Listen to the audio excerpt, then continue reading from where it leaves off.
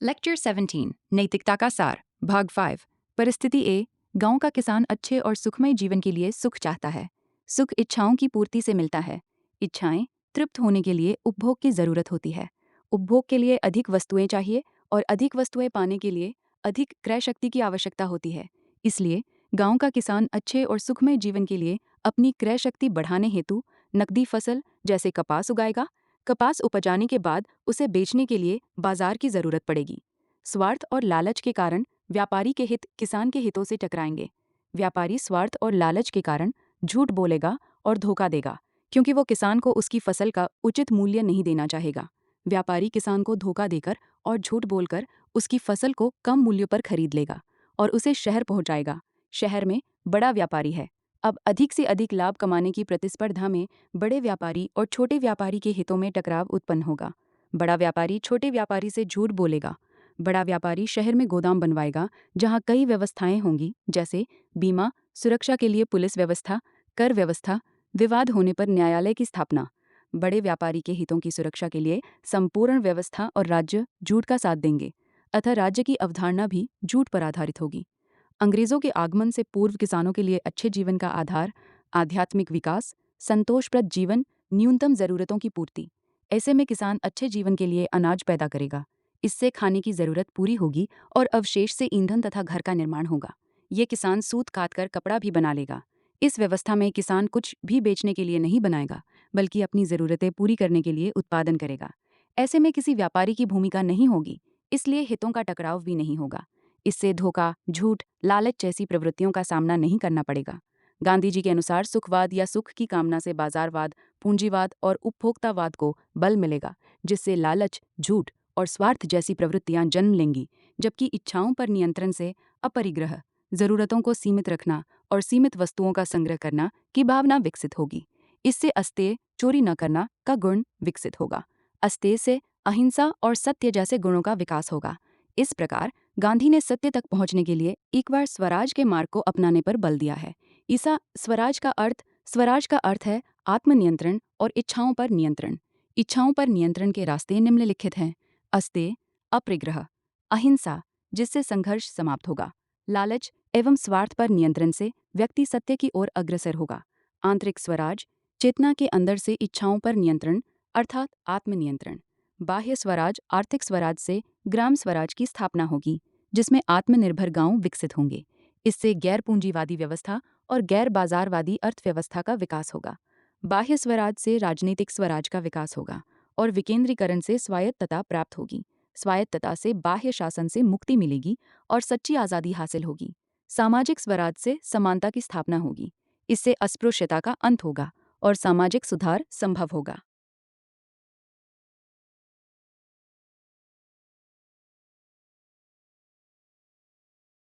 Lecture 18 नैतिकता का सार भाग 6 सत्या गांधी जी के अनुसार स्वराज्य व्यक्ति की अंतरात्मा की आवाज ही सत्य है। आत्मनियंत्रण अथवा इच्छाओं पर नियंत्रण से लालच एवं स्वार्थ पर नियंत्रण लगाया जा सकता है। इससे हिंसा और संघर्ष को नियंत्रित किया जा सकता है। इससे लोगों में सत्य और ईमानदारी को विकसित किया जा सकता है। अतः सत्य का संबंध गैर उपभोक्तावाद, गैर पूंजीवाद, गैर सुखवाद और गैर बाजारवाद से है। सत्य गैर उपभोक्तावाद, गैर पूंजीवाद, गैर सुखवाद, गैर बाजारवाद। टॉपिक हा नैतिकता का सार, परिणाम निरपेक्षतावाद, गांधी स्वराज, ट्रस्टीशिप का सिद्धांत, साध्य साधन संबंध, गांधी स्वराज, ट्रस्टीशिप का सिद्धांत, स्वराज, आंतरिक स्वराज, आत्मनियंत्रण, आध्यात्मिक विकास, अंतरात्मा की आवाज की प्राप्ति, सत्य। आर्थिक स्वराज, स्वावलंबी आत्मनिर्भर ग्राम, ग्राम स्वराज, बुनियादी जरूरतों की पूर्ति। राजनीतिक स्वराज, विकेंद्रीकरण, छोटी इकाई अपना शासन स्वयं संभालें, बल भय का अभाव, अराजकतावाद। ट्रस्टीशिप का सिद्धांत, महात्मा गांधी द्वारा प्रतिपादित ट्रस्टीशिप का सिद्धांत एक सामाजिक आर्थिक दर्शन है। इस सिद्धांत के अनुसार संपत्ति के मालिकों को अपनी संपत्ति का प्रबंधन और संचालन ट्रस्टी की तरह करना चाहिए। ये सिद्धांत पूंजीवाद का खंडन करता है। इसके अनुसार निजी संपत्ति अनैतिक है, अतः पूंजीपति की निजी संपत्ति पूंजीपति की नहीं होगी बल्कि समाज की होगी। गांधी के इस ट्रस्टीशिप को समझने के लिए पहले समझना होगा कि पूंजीपति को किस आधार पर नैतिक बनाता है। ट्रस्टीशिप को निम्न दो संदर्भों में समझा जा सकता है: पूंजीवाद का निजी संपत्ति के समर्थन का तर्क, गांधी द्वारा पूंजीवाद के निजी संपत्ति के खंडन का तर्क। पूंजीवाद का निजी संपत्ति एवं स्वामित्व का तर्क, स्वत्वमूलक व्यक्तिवाद, पोजेसिव इंडिविजुअलिज्म। संपत्ति एवं पूंजी निर्माण के दो तरीके हैं: एक श्रम। 2 बुद्धि। स्वत्व का अर्थ है सारहिलस्ता, व्यक्ति, निजी मेरीवाद, विचारधारा। सभी व्यक्तियों के पास उनकी अपनी निजी क्षमताएं होती हैं। ये क्षमताएं हैं शारीरिक क्षमता, मांसपेशियों की क्षमता। हर व्यक्ति की निजी क्षमता है। श्रम करके अर्जित संपत्ति निजी होगी। बौद्धिक क्षमता, दिमाग। बौद्धिक क्षमता का उपयोग करके अर्जित संपत्ति निजी संपत्ति होगी। बौद्धिक संपदा अधिकार, इंटेलेक्चुअल प्रॉपर्टी राइट्स, आईपीआरस। बौद्धिक संपदा अधिकार, आईपीआर का अर्थ है किसी व्यक्ति या संगठन को उनके आविष्कार, रचनाओं और डिजाइन पर कानूनी अधिकार देना। इससे अर्जित संपत्ति निजी होगी। श्रम और बुद्धि दोनों व्यक्तिगत क्षमताएं हैं, अर्थात ये दोनों निजी हैं। अतः इस तर्क के द्वारा पूंजीवादी व्यवस्था निजी संपत्ति के तर्क को प्रमाणित करती है और उनके अनुसार इन दोनों माध्यम से अर्जित संपत्ति निजी और व्यक्तिगत होगी। लेक्चर 19 नैतिकता का सार, भाग 13। ट्रस्टीशिप। पूंजीवाद के विरोध पर गांधी के तर्कतन। महात्मा गांधी के अनुसार पूंजी या संपत्ति का निर्माण कुछ प्रमुख घटकों पर निर्भर करता है। उनके विचार में पूंजी निर्माण के निम्नलिखित घटक होते हैं। प्राकृतिक संसाधन, श्रम, कौशल, क्षमता। गांधी जी का मानना था कि पूंजी का स्वामित्व कुछ व्यक्तियों तक सीमित न रहकर समाज के हित में उपयोग होना चाहिए। उनके ट्रस्टीशिप सिद्धांत के अनुसार पूंजीपति मात्र संरक्षक, ट्रस्टी होते हैं और उन्हें समाज के कल्याण के लिए अपनी संपत्ति का उपयोग करना चाहिए। साध्य साधन के संबंध पर दो विचारधाराएं। एक, साध्य साधन को उचित, साध्य नैतिक ठहराना। इस विचारधारा के अनुसार यदि लक्ष्य साध्य सही है तो उसे प्राप्त करने के साधनों, तरीकों का औचित्य सिद्ध किया जा सकता है। प्रमुख विचारक कार्ल मार्क्स, सुभाष चंद्र बोस, चंद्रशेखर आजाद। इनका मानना था कि यदि उद्देश्य न्याय संगत है तो उसे प्राप्त करने के लिए क्रांति, हिंसा या बल प्रयोग भी उचित हो सकता है। 2. साध्य साधन को उचित, नैतिक नहीं ठहराना। इस विचारधारा के अनुसार लक्ष्य जितना भी महान क्यों न हो, उसे प्राप्त करने का तरीका भी नैतिक और उचित होना चाहिए। प्रमुख विचारक महात्मा गांधी।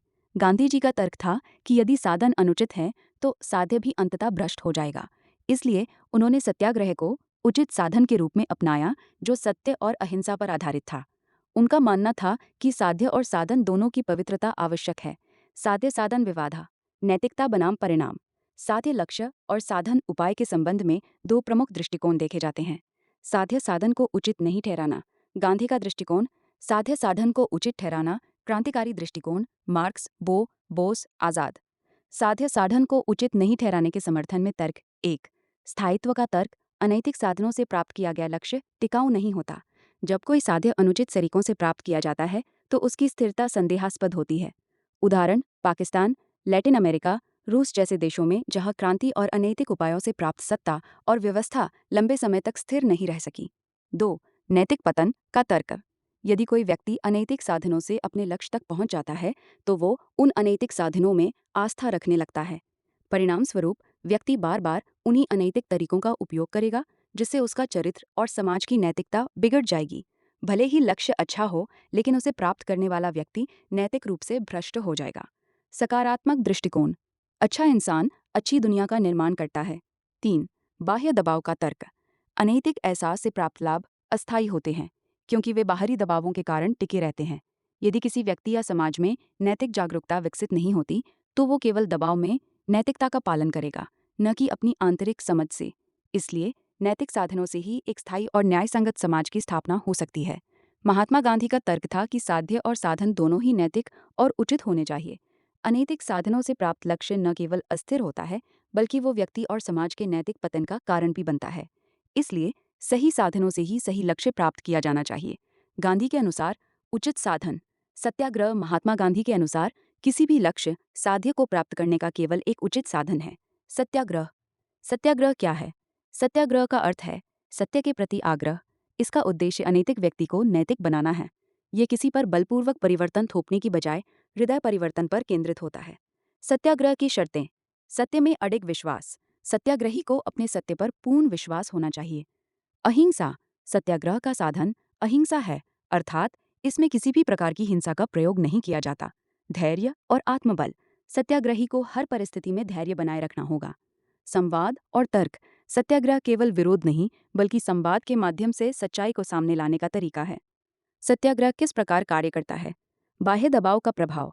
भय, दंड, हिंसा और कानून के द्वारा अनैतिकता को रोका जा सकता है, लेकिन इससे व्यक्ति नैतिक नहीं बनता।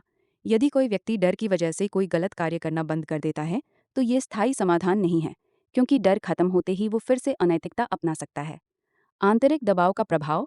आंतरिक दबाव व्यक्ति को अपराध बोध, गिल्ट महसूस कराकर नैतिक बना सकता है। जब व्यक्ति अपने गलत कार्यों के प्रति ग्लानि और आत्मबोध महसूस करता है तो उसमें बदलाव आता है। ये हृदय परिवर्तन का कारण बनता है। सत्याग्रह, हृदय परिवर्तन का साधन। सत्याग्रह केवल बाहरी बदलाव पर नहीं बल्कि व्यक्ति की चेतना और नैतिक समझ को स्थायी रूप से बदलने पर केंद्रित है। सत्याग्रही को अड़िग रहकर सत्य का प्रचार करना होता है, जिससे अनैतिक व्यक्ति की चेतना में परिवर्तन आए और वह स्वयं सत्य को अपनाने लगे।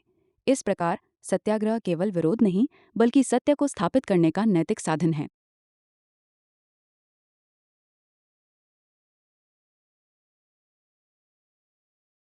लेक्चर डेरा नैतिकता का सार भाग अरिया, गांधी और सत्याग्रह।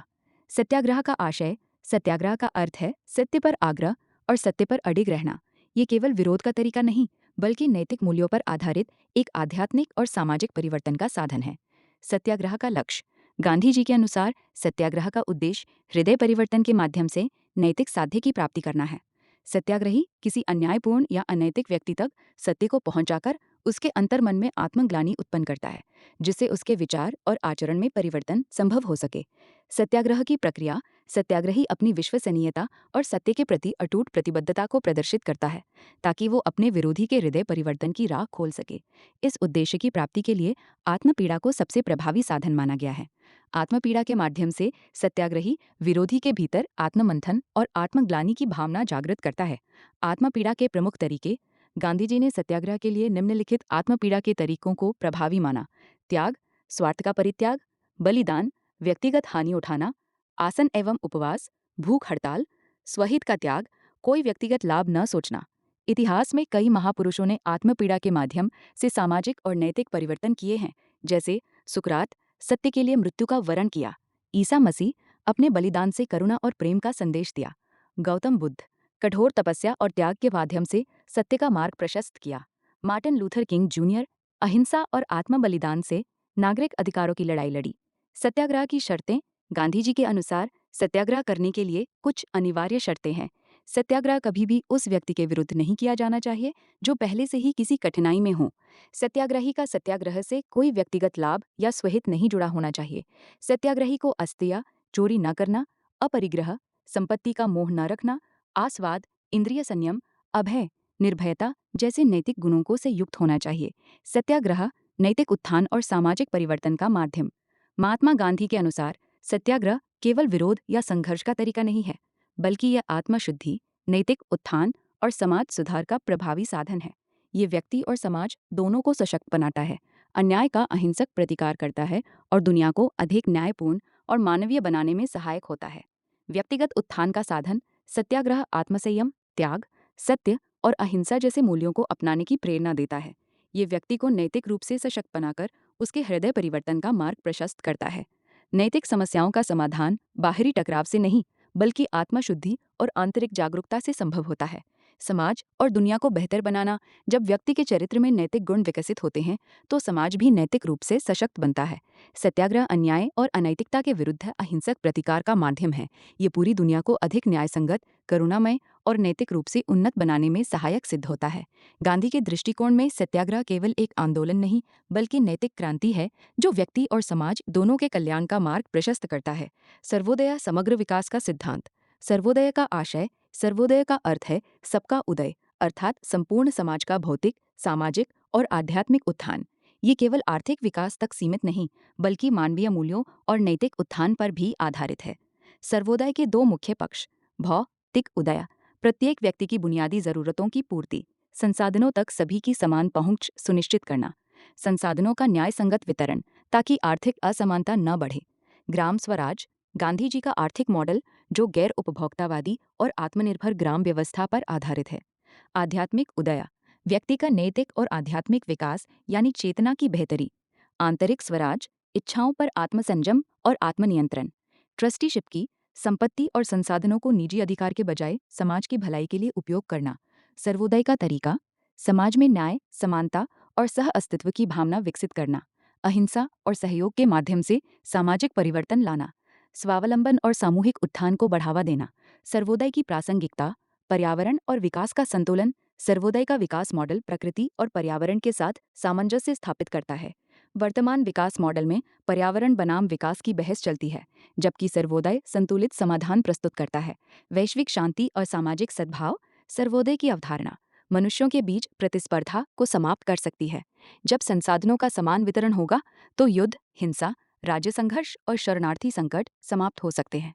आज का आर्थिक विकास हथियारों की होड़ और संघर्ष को बढ़ावा देता है, जबकि सर्वोदय साझेदारी और सह अस्तित्व पर बल देता है। गांधी जी का सर्वोदय केवल आर्थिक विकास का सिद्धांत नहीं, बल्कि संपूर्ण समाज के नैतिक, भौतिक और आध्यात्मिक उत्थान का मार्ग है। ये अहिंसा, समानता और न्याय पर आधारित ऐसा मॉडल है जो आधुनिक दुनिया की कई समस्याओं का समाधान प्रस्तुत करता है। लेक्चर 21 नैतिकता का सार भाग डेर 1 परिणाम सापेक्षतावाद स्वार्थवाद अच्छा परिणाम इक्वल स्वार्थ या स्वहित की पूर्ति सुखवाद अच्छा परिणाम इक्वल सुख की प्राप्ति उपयोगितावाद अच्छा परिणाम इक्वल अधिकतम लोगों का अधिकतम लाभ या सुख स्वार्थवाद भाग 1 स्वार्थवाद ईगोइज्म क्या है। स्वार्थवाद की परिभाषा और मूल अवधारणा। स्वार्थ को नैतिक किस आधार पर माना गया है। भाग 2 स्वार्थवाद के अनुप्रयोग। व्यक्तिगत स्तर पर क्या स्वार्थवाद से मानव की बेहतरी और भलाई संभव है। संस्थागत स्तर पर स्वार्थवाद से संस्थाएं बेहतर और नैतिक कैसे बन सकती हैं। वैश्विक स्तर पर स्वार्थवाद से दुनिया को बेहतर कैसे बनाया जा सकता है। भाग 3 स्वार्थवाद की समस्याएं और आलोचनाएं। स्वार्थवाद की प्रमुख चुनौतियां और नैतिक आपत्तियां, इसके संभावित नकारात्मक प्रभाव। स्वार्थवाद क्या है। परिणाम सापेक्षतावादी नैतिकता का वह सिद्धांत जो ये मानता है कि स्वहित की पूर्ति करने वाले कार्य ही नैतिक होते हैं, स्वार्थवाद कहलाता है। इस सिद्धांत को दो भागों में विभाजित किया जाता है। संकीर्ण स्वार्थवाद केवल वही कार्य नैतिक है जो मेरे व्यक्तिगत हित में है। इसमें यह स्वीकार नहीं किया जाता कि मेरा हित सबका हित भी हो सकता है। प्रबुद्ध स्वार्थवाद मेरा हित नैतिक है, लेकिन ये व्यापक समाज के हित से भी जुड़ा हो सकता है, अर्थात मेरा स्वहित साझा हित में बदल सकता है। स्वार्थवाद को नैतिक मानने के पक्ष में तर्क। स्वार्थ को नैतिक क्यों माना जाता है। स्वार्थवाद की नैतिकता का समर्थन करने वाले विचारक इसके पक्ष में मनोविज्ञान का सहारा लेते हैं। उनके अनुसार नैतिक सिद्धांतों का निर्माण मनुष्य की मनोवैज्ञानिक समझ के वगैरह पर होना चाहिए। इसी दृष्टिकोण से स्वार्थ को नैतिक मानने के कई तर्क प्रस्तुत किए जाते हैं। नैतिक सिद्धांतों में कुछ आवश्यक तत्व होने चाहिए। कथनी और करनी में कोई अंतर न हो। व्यवहार और सिद्धांत में एकरूपता बनी रहे। सभी लोग बिना किसी दबाव के नैतिकता का पालन करें। नैतिक आचरण के प्रति मानवों में स्वाभाविक प्रेरणा हो। ऐसे नैतिक सिद्धांत मनुष्य के स्वभाव और मनोविज्ञान से संगत होने चाहिए। इसलिए नैतिक सिद्धांतों के निर्माण के लिए मानव मनोविज्ञान की सही समझ आवश्यक है। स्वार्थवाद मनोवैज्ञानिक स्वार्थवाद ये इस विचार को प्रतिपादित करता है कि मनुष्य अपने स्वार्थ के अनुसार कार्य करता है। मनुष्य स्वभाव से ही मनोवैज्ञानिक रूप से स्वार्थी प्राणी है और ये तथ्य उसकी दुनिया, समाज और संरचनाओं को देखकर स्पष्ट होता है। परिवार, राज्य, धर्म, पितृसत्ता और वर्ण व्यवस्था आदि ये सभी स्वार्थ पर आधारित व्यवस्थाएं हैं। नैतिक स्वार्थवाद इस विचार के अनुसार यदि मनुष्य स्वभाव से स्वार्थी है तो उसके लिए स्वार्थवाद ही नैतिकता का सही स्वरूप होगा। ये मनोविज्ञान से संगत नैतिकता होगी जिसे मनुष्य स्वेच्छा से स्वीकार करेगा और अपनाएगा। स्वार्थवाद का अनुप्रयोग संस्था के संदर्भ में। स्वार्थवाद संस्था को उत्तरदायी और प्रभावी बनाने में महत्वपूर्ण भूमिका निभाता है। इसका प्रभाव संस्था में अनुशासन और समयबद्धता बनाए रखने में मदद करता है। संस्था के लक्ष्यों की प्राप्ति सुनिश्चित करता है। सेवाओं की गुणवत्ता को बनाए रखने और सुधारने में सहायक होता है। संस्था की कार्य संस्कृति को बेहतर बनाता है। मानव के संदर्भ में स्वार्थवाद मानव को नैतिक आचरण की ओर प्रेरित कर सकता है। ये व्यक्ति के जीवन की गुणवत्ता को सुधारने में सहायक होता है। दुनिया के संदर्भ में सामाजिक न्याय स्थापित करने में सहायक होता है। समानता को मजबूत करने में योगदान देता है। यौन हिंसा जैसी सामाजिक बुराइयों को रोकने में सहायक हो सकता है। संस्थागत संदर्भ में स्वार्थवाद की नैतिकता स्वार्थवाद पर आधारित संस्थाएं। स्वार्थ की नैतिकता वाली संस्थाएं ऐसी संस्थाएं स्वार्थ को प्राथमिकता देती हैं और कार्य संस्कृति, अनुशासन तथा गुणवत्ता को बनाए रखने के लिए स्वार्थ प्रेरित मॉडल अपनाती हैं। उदाहरण आईसीआईसीआई बैंक प्राइवेट बैंक लाभ के लिए कार्य करता है। इसकी स्वार्थ आधारित संरचना है। विशेषताएं अनुशासन, दक्षता, सेवाओं की उच्च गुणवत्ता, नवाचार। सेवा और परार्थ की नैतिकता पर आधारित संस्थाएं ऐसी संस्थाएं समाज की सेवा को प्राथमिकता देती हैं और नैतिकता एवं सेवा मूल्यों पर आधारित होती हैं। उदाहरण एसबीआई बैंक सरकारी बैंक सेवा की नैतिकता को प्राथमिकता देता है और जनता के सशक्तिकरण पर केंद्रित है। विशेषताएं सेवा की गुणवत्ता, सामाजिक उत्थान, समावेशिता। निजी क्षेत्र की संस्थाओं में स्वार्थवाद की भूमिका। निजी क्षेत्र में बाजारवाद, पूंजीवाद और पीपीपी मॉडल पर आधारित संरचना अपनाई जाती है, जो स्वार्थवाद को नैतिकता का आधार मानती है। उदाहरण: स्कूल, अस्पताल, गूगल, माइक्रोसॉफ्ट, बैंक, टेलीफोन सेवाएं। विशेषताएं: सेवा की गुणवत्ता, कार्य संस्कृति, अनुशासन, दक्षता, कर्मचारियों में विनम्रता और नवाचार। ये संस्थाएं स्वार्थवाद की नैतिकता पर आधारित होती हैं और टैलेंट, योग्यता व पारदर्शिता को बढ़ावा देती हैं। मानव की भलाई के संदर्भ में स्वार्थवाद का अनुप्रयोग। स्वार्थवाद केवल व्यक्तिगत लाभ तक सीमित नहीं है, बल्कि ये मानव जीवन, चरित्र और समाज की बेहतरी में भी योगदान दे सकता है। मानव के जीवन की बेहतरी। स्वार्थ प्रेरित प्रयासों से व्यक्ति अपनी क्षमताओं का विकास करता है, जिससे उसकी जीवन गुणवत्ता बेहतर होती है। नवाचार, दक्षता और आत्मनिर्भरता को बढ़ावा मिलता है। मानव के चरित्र की बेहतरी। स्वार्थ सही दिशा में हो तो ये व्यक्ति को नैतिकता, अनुशासन और जिम्मेदारी के प्रति प्रेरित करता है। आत्मविकास और आत्मसुधार की भावना को प्रबल करता है। मानव का सर्वांगीण कल्याण है। जब व्यक्ति अपने स्वार्थ को समाज और नैतिक मूल्यों के अनुरूप संतुलित करता है, तो ये पूरे समाज के लिए कल्याणकारी सिद्ध होता है। सामाजिक सहयोग, निष्पक्षता और न्याय की स्थापना में योगदान देता है। इस अनुप्रयोग को समझने के लिए प्रबुद्ध स्वार्थवाद, एनलाइटेंड ईगोइज्म और जैविक आंगिक एकता का सिद्धांत का सहारा लेना आवश्यक होगा। ये सिद्धांत बताते हैं कि व्यक्तिगत स्वार्थ और सामूहिक हित में संतुलन स्थापित करना ही दीर्घकालिक भलाई का आधार है। जैविक आंगिक एकता का सिद्धांत और स्वार्थवाद की नैतिकता। स्वार्थवाद की नैतिकता से इंसान बेहतर चरित्र वाला कैसे बनेगा? इसकी प्रेरणा कहाँ से आएगी? इसका उत्तर जैविक आंगिक एकता के सिद्धांत में निहित है। जैविक आंगिक एकता का सिद्धांत क्या कहता है? जिस प्रकार शरीर के प्रत्येक अंग का हित संपूर्ण शरीर के हित से जुड़ा होता है, उसी प्रकार व्यक्ति का हित भी समाज और राज्य के हित से जुड़ा होता है। मेरा स्वार्थ केवल व्यक्तिगत नहीं, बल्कि सामाजिक भी है, क्योंकि समाज और राज्य की बेहतरी में ही मेरी वास्तविक भलाई है। स्वार्थवाद और नैतिकता के बीच संबंध। यदि राज्य और समाज की भलाई नैतिकता में है, तो मेरा स्वार्थ भी नैतिकता से जुड़ जाता है। मेरा हित राज्य की बेहतरी में है और राज्य की बेहतरी नैतिकता से आती है। अतः नैतिकता में ही मेरा हित है। इंसान नैतिक बनने की प्रेरणा कहाँ से पाएगा? जब व्यक्ति ये समझता है कि उसकी भलाई समाज और राज्य की भलाई में है, तो वो स्वेच्छा से नैतिक बनेगा। स्वार्थ ही उसे नैतिक बनने की प्रेरणा देगा, क्योंकि वो समझेगा कि दीर्घकालिक लाभ नैतिकता में ही है। यही प्रबुद्ध स्वार्थवाद, एनलाइटेंड एगोइज्म का मूल सिद्धांत है, जिसमें व्यक्तिगत लाभ सामाजिक हित से जुड़ा होता है। स्वार्थवाद और नैतिकता विरोधी नहीं हैं, बल्कि एक दूसरे के पूरक हैं। जब व्यक्ति अपने स्वार्थ को व्यापक दृष्टिकोण से देखता है, तो वो नैतिक बनने के लिए प्रेरित होता है, क्योंकि राज्य की भलाई नैतिकता में है और राज्य की बेहतरी में ही मेरा वास्तविक हित छिपा है।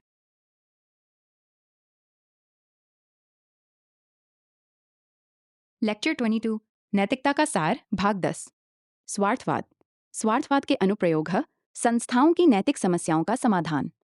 स्वार्थवाद के सिद्धांतों के अनुप्रयोग से संस्थाओं की नैतिक समस्याओं को कैसे हल किया जा सकता है? क्या स्वार्थवाद की नैतिकता अपनाने से संस्थाएं अधिक नैतिक और उत्तरदायी बन सकती हैं? व्यक्तिगत गुणों का विकास। स्वार्थवाद की नैतिकता व्यक्ति के भीतर सत्यनिष्ठा, ईमानदारी और जिम्मेदारी जैसे गुणों को कैसे विकसित कर सकती है? क्या स्वार्थ आधारित नैतिकता व्यक्तिगत और सामाजिक सुधार को बढ़ावा दे सकती है? सामाजिक समस्याओं का समाधान। क्या स्वार्थवाद की नैतिकता हमारी दुनिया की नैतिक समस्याओं जैसे यौन हिंसा, भ्रष्टाचार और अन्य सामाजिक बुराइयों के समाधान में सहायक हो सकती है? स्वार्थवाद के नैतिक सिद्धांत समाज में सकारात्मक परिवर्तन कैसे ला सकते हैं? स्वार्थवाद की नैतिकता और संस्थाओं में प्रभाव। स्वार्थवाद की नैतिकता से किसी संस्था में कार्यरत व्यक्ति की अपने कार्य के प्रति प्रेरणा बढ़ जाती है। जब कोई संस्था स्वार्थवादी नैतिकता को अपनाती है, तो वो अपने कर्मचारियों को उनके उत्कृष्ट कार्य के बदले प्रत्यक्ष लाभ प्रदान करती है। इससे व्यक्ति अपने स्वार्थ की पूर्ति के लिए पूरी क्षमता से कार्य करता है, जिससे संस्थान की उत्पादकता और गुणवत्ता में वृद्धि होती है। स्वार्थवादी नैतिकता पर आधारित संस्थाएं बेहतर कार्य संस्कृति को बढ़ावा देती है, भ्रष्टाचार को कम करती हैं और पारदर्शिता को बढ़ाती हैं। Google, Meta, Facebook, Boeing, Lockheed Martin और सैमसंग जैसी निजी संस्थाएं इसी सिद्धांत पर कार्य करती हैं, जिससे वे नवाचार और प्रतिस्पर्धा में अग्रणी बनी रहती हैं। जैविक आंगिक एकता। स्वार्थवाद की नैतिकता से व्यक्ति की भलाई। प्रबुद्ध स्वार्थवाद की नैतिकता व्यक्ति को यह समझने में सहायता करती है कि उसका वास्तविक हित सर्वहित में निहित है। जब व्यक्ति इस सिद्धांत को अपनाता है, तो वो न केवल अपने स्वार्थ की पूर्ति करता है, बल्कि समाज, संस्था और राज्य की बेहतरी के लिए भी कार्य करता है। इससे वो सत्यनिष्ठा और उत्तरदायी बनता है। इस विचारधारा के अनुसार जिस प्रकार शरीर की किसी एक अंग का स्वास्थ्य संपूर्ण शरीर के स्वास्थ्य पर निर्भर करता है, उसी प्रकार व्यक्ति की भलाई संस्था, समाज और राज्य की भलाई से जुड़ी होती है। इसलिए प्रबुद्ध स्वार्थवादी व्यक्ति ये समझता है कि उसकी व्यक्तिगत उन्नति तभी संभव है जब वो संस्थागत और सामाजिक कल्याण के लिए कार्य करे। जैविक आंगिक एकता और नैतिकता का प्रभाव। नैतिकता से दुनिया बेहतर होती है, जिससे राज्य की बेहतरी संभव होती है। एक समृद्ध और नैतिक राज्य से संस्थाएं सशक्त बनती है और इन संस्थाओं की प्रगति से व्यक्ति का जीवन स्तर बेहतर होता है। नैतिकता व्यक्ति के हित में समानुपाती होती है, अर्थात जितनी अधिक नैतिकता इतना ही व्यक्ति का कल्याण। सिद्धांत और मापन। नैतिकता का सूचकांक लोकतंत्र, पारदर्शिता, लैंगिक समानता, जीवन की गुणवत्ता का सूचकांक, व्यक्ति, संस्था, राज्य और वैश्विक स्तर पर जीवन की बेहतरी का माप। स्वार्थवाद और दुनिया की बेहतरी। क्या स्वार्थवाद से दुनिया बेहतर हो सकती है? इसे समझने के लिए हमें किसी वैश्विक समस्या का उदाहरण लेना होगा और देखना होगा कि स्वार्थवाद इस समस्या का समाधान कैसे कर सकता है। यदि स्वार्थवाद से दुनिया की हर समस्या का समाधान संभव हो जाए तो निस्संदेह हमारी दुनिया पहले से बेहतर हो जाएगी। समाज की प्रमुख समस्याएं। यौन हिंसा भारत और दुनिया भर की एक गंभीर समस्या है। स्त्री सशक्तिकरण एवं वंचित वर्गों के साथ सामाजिक अन्याय भी हमारी दुनिया की बड़ी चुनौतियां हैं। स्वार्थवाद इन समस्याओं का समाधान कैसे कर सकता है? क्या स्वार्थवाद सामाजिक अन्याय, सशक्तिकरण और यौन हिंसा जैसी समस्याओं को हल करने में सहायक हो सकता है? यदि हाँ, तो कैसे? एक केस स्टडी का विश्लेषण। उपरोक्त प्रश्नों को समझने के लिए हम ऐसे दो वर्गों का अध्ययन करेंगे जिनकी समस्याएं समान थीं। पहले वर्ग ने स्वार्थवाद की नैतिकता को अपनाया, जिससे उनकी समस्या हल हो गई। दूसरे वर्ग ने स्वार्थवाद को नहीं अपनाया और उनकी समस्या जस की तस बनी रही। 100 वर्ष पूर्व शूद्रों और स्त्रियों की समान स्थिति। 100 वर्ष पूर्व शूद्रों और स्त्रियां दोनों समान सामाजिक भेदभाव और उत्पीड़न का सामना कर रहे थे, लेकिन आज दोनों की स्थिति में भिन्न परिवर्तन देखने को मिलता है। शूद्र समस्या और वर्तमान स्थिति। तत्कालीन समस्याएं। जाति सूचक अपमानजनक भाषा का प्रयोग, अस्पृश्यता का व्यापक प्रसार, सामाजिक और राजनीतिक संस्थाओं में प्रतिनिधित्व की कमी।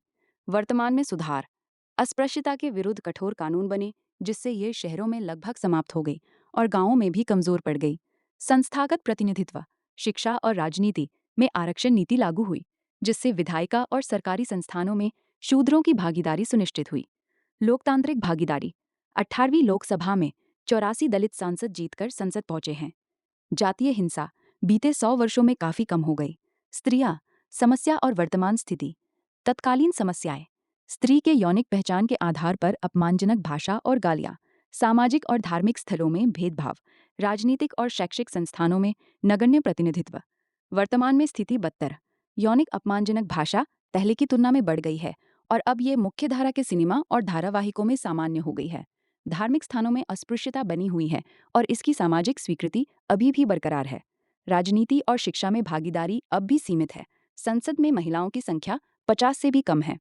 यौन हिंसा में वृद्धि हुई है, जो 100 वर्ष पूर्व की तुलना में कई गुना अधिक हो चुकी है। मुख्य प्रश्न, क्यों हुआ यह अंतर? यदि 100-1500 वर्ष पूर्व शूद्रों और स्त्रियों की समस्याएं समान थीं, किंतु आज शूद्रों की स्थिति में सुधार हुआ है, जबकि स्त्रियों की स्थिति अधिक जटिल हो गई। अब हमें ये विश्लेषण करना होगा कि शूद्रों की समस्या कैसे हल हुई, जबकि स्त्रियों की समस्या क्यों बनी रही। क्या ये नीतिगत बदलावों का परिणाम है?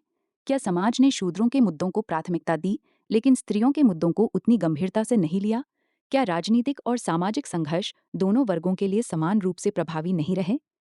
इस केस स्टडी के निष्कर्ष से हम ये समझ सकते हैं कि किसी सामाजिक सुधार के लिए कौन से कारक निर्णायक होते हैं और किन कारणों से कुछ वर्गों की समस्याएं तेजी से सुलझती हैं, जबकि कुछ की नहीं।